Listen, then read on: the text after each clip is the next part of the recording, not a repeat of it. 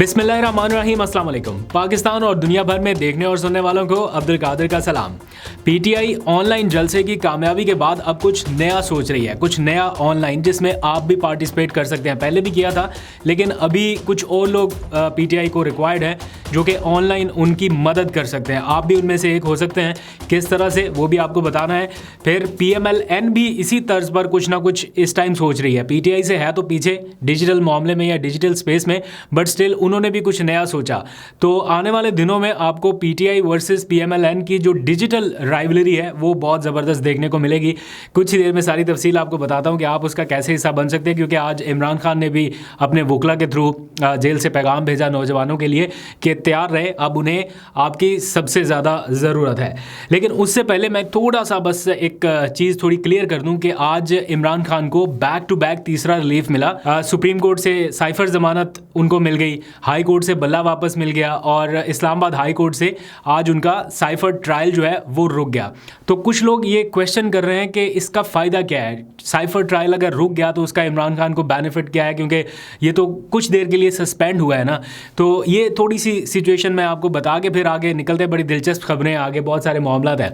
तो हुआ ये है कि साइफर ट्रायल जो है वो बहुत तेज़ी से इसलिए भी आगे बढ़ाया जा रहा था कि ख़दशा ये है कि इमरान खान को सुप्रीम कोर्ट से तोशाखाना केस की जो सज़ा है, ये जो फ़ैसला है, उसकी मअतली की सूरत में ऐसा रिलीफ ना मिल जाए कि कहीं वो इलेक्शन में पार्टिसिपेट करने के अहल हो जाए।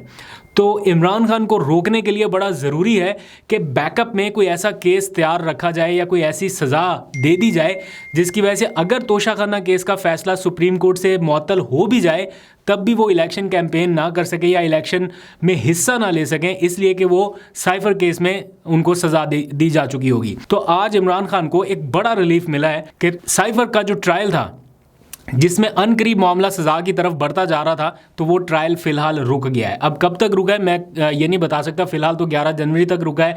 आगे क्या प्रोसीडिंग होगी, लेकिन वो जो एक स्पीड लगी हुई थी कि भगाओ इस ट्रायल को, जल्दी से सज़ा देनी है तोशाखाना केस की तर्ज पे, तो उस वक्त भी उनके वकला रोकने की पूरी कोशिश करते रहे कि ये तोशाखाना का ट्रायल जो है वो रुक जाए, नहीं रुका। ये वाला ट्रायल जो है ये रुक गया है। ये फ़र्क है कि इमरान खान को जो आर्जी रिलीफ मिला है उस सूरत में ये आर्जी रिलीफ भी उनके लिए कितना फायदेमंद हो सकता है। अब आ जाइए वापस मेन पॉइंट की तरफ कि पीटीआई वर्सेस PMLN का डिजिटल स्पेस में एक राइवलरी जैसी सिचुएशन आने वाले दिनों में शुरू होने वाली है। तो एक्चुअली पीटीआई ने तो बहुत ज़्यादा मार्जिन रखा हुआ है, पीटीआई की सोशल मीडिया टीम ने तमाम बाकी सियासी जमातों से उनका तो कोई मुकाबला है नहीं इस वक्त, टू बी वेरी ऑनेस्ट। लेकिन कहीं ना कहीं उनको फॉलो करने की कोशिश हो रही है। खैर, पीटीआई ने ऑनलाइन जलसा किया, कामयाबी से मुकम्मल कर लिया, आपने देखा। अब पीटीआई ऑनलाइन इलेक्शन कैंपेन के मोड में जा रही है, क्योंकि ग्राउंड के ऊपर तो उस तरह से काम होता दिखाई नहीं दे रहा कि जलसे भी नहीं करने दिए जा रहे, रैलीज़ भी नहीं है, सियासी सरगर्मियाँ भी नहीं है। तो उस सूरत में तोड़ कैसे निकाला जाए, तो आखिरी ऑप्शन जो पीटीआई के पास है वो सोशल मीडिया है। सोशल मीडिया पे अपने तई लोग बहुत लगे हुए हैं पीटीआई की सपोर्ट में, लेकिन ऑफिशियली पीटीआई के प्लेटफॉर्म से इलेक्शन की कैंपेन करना ये थोड़ा सा डिफरेंट चीज़ है। तो उसके लिए पीटीआई ने रजिस्ट्रेशन फॉर्म जो है वो भी निकाल दिया है कि नौजवान लोग, उनको दावत दी गई है कि अगर आप पीटीआई की ऑफिशियल टीम का हिस्सा बनके इलेक्शन मुहिम चलाना चाहें या उसमें शामिल होना चाहें तो आप पीटीआई ऑफिशियल ज्वाइन कर सकते हैं। तो उसका लिंक जो है वो मैं डिस्क्रिप्शन में डाल दूंगा, अगर आप भी चेकआउट करना चाहें तो डिस्क्रिप्शन में दिए गए लिंक पे क्लिक कर सकते हैं। आपको अपना बस ट्विटर हैंडल, छोटी मोटी इन्फॉर्मेशन, और आप दुनिया भर में कहीं पे भी हैं, ओवरसीज़ पाकिस्तानी है तब भी, इनलैंड पाकिस्तानी है तब भी आप ज्वाइन कर सकते हैं।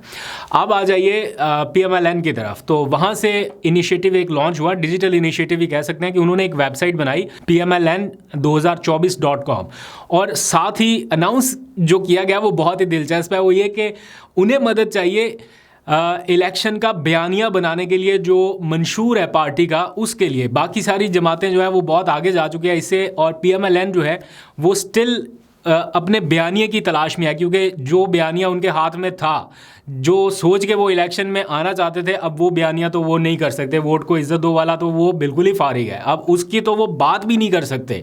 अगर कहीं पे आगे जलसे में बात भी करेंगे ना तो वो भी उनके लिए एक तरह से एम्बैरसमेंट क्रिएट कर देगा। तो अब क्या बयानिया बनाया जाए?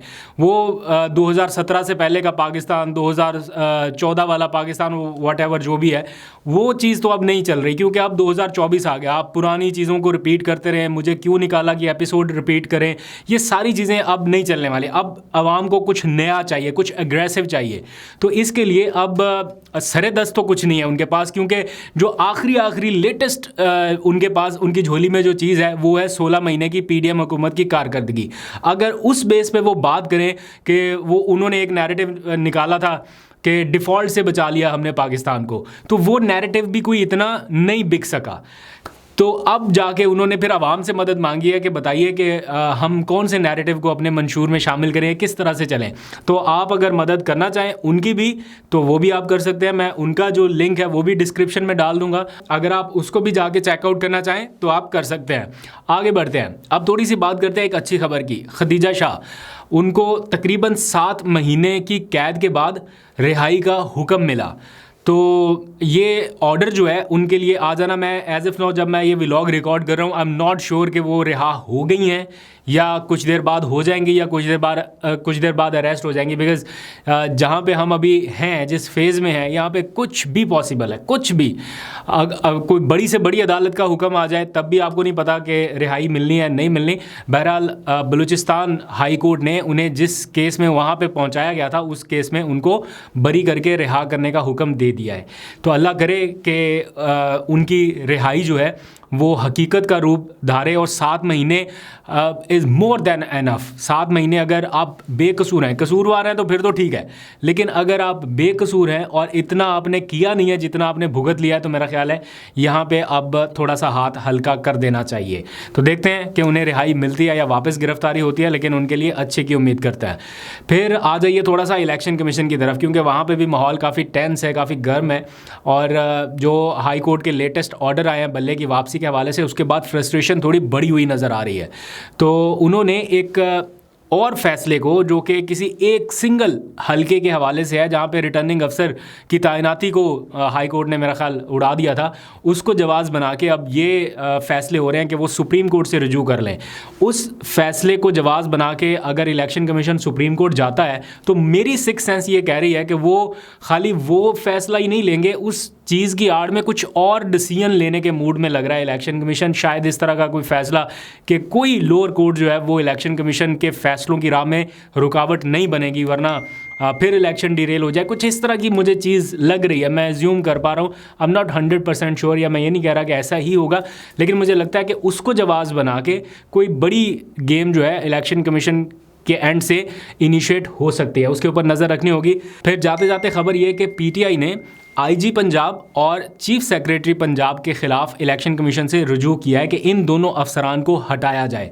उनको लगता है, बल्कि लगता कि अब तो चीज़ें सामने हैं, जिस तरह के विजुअल्स हमारे सामने पूरा दिन रहे हैं, उनको देख के तो मतलब क्या बंदा उसके ऊपर तबसरा करे, क्या कह सकता है बंदा। मैं तो खाली वो विजुअल्स देख के मैं सोच में पड़ जाता हूँ कि ये किस स्टेट ऑफ माइंड में हम चले गए, कहाँ पे आके हम फंस गए कि हर रोज़, हर लम्हे, हर दिन, हर वक्त एक ही तरह के विजुअल्स हैं और एक ही तरह की का ज़ोर जबर, इस तरह के मनाजर हैं। तो उन्होंने इलेक्शन कमीशन से ये कहा है कि जनाब इनको हटा दिया जाए और नए अफसरान जो हैं वो तैनात किए जाएं जो गैर जानिबदार हो। लेकिन इलेक्शन कमीशन ने तो आईजी इस्लामाबाद को, आहत चीमा को और पता नहीं एक आध और अफसर को भी हटाने का हुक्म दिया था, लेकिन अहकामात के बावजूद, नोटिफिकेशन जारी होने के बावजूद स्टिल वो सब अपनी अपनी पोजीशन पर काम कर रहे हैं, क्योंकि इलेक्शन कमीशन से आके मुलाकातें हो रही हैं और कहा जा रहा है कि इनको ना हटाए। जो सेक्रेटरी दाखिला है उन्होंने सिफारिश कर दिया है कि आईजी इस्लामाबाद को ना हटाया जाए। अब उसके ऊपर सोच विचार होगा, इलेक्शन कमीशन फैसला करेगा, तो देखी जाएगी क्या होगा। लेकिन अभी तक वो अफसरान हटे नहीं है, इवन के उनके हटाने के नोटिफिकेशन जारी हो गए, सदर मुमलिकत मंजूरी दे चुके, बट स्टिल ऐसा मुमकिन नहीं हो पाया। तो आईजी पंजाब को हटाना, चीफ सेक्रेटरी पंजाब को हटाना, ये तो उससे भी ज़्यादा मुश्किल काम दिखाई दे रहा है। तो ये इस वक्त की सिचुएशन है। आवाम फ्रस्ट्रेट होती जा रही है और फ्रस्ट्रेट होकर बड़ी तादाद में बाहर निकल रही है। उमरकोट में शाह महमूद कुरैशी के जो हामी लोग हैं वो कितनी बड़ी तादाद में निकले हैं। ये विजुअल्स अगर आप देखें तो आप भी हैरान हो जाएं कि इतनी ज़्यादा तादाद में आवाम निकली है। ये कोई कन्वेंशन नहीं था, कोई जलसा नहीं था, कोई कागजात नामजदगी भी जमा कराने नहीं थे, ये खाली उनसे इजहार यकजहती के लिए लोग निकले।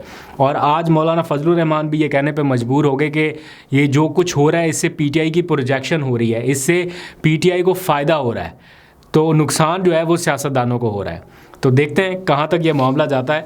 अभी तक के लिए इतने, अपना बहुत सा ख्याल रखिए, आपको फर्दर अपडेट करूँगा। इजाज़त दीजिए, अल्लाह हाफ़िज़।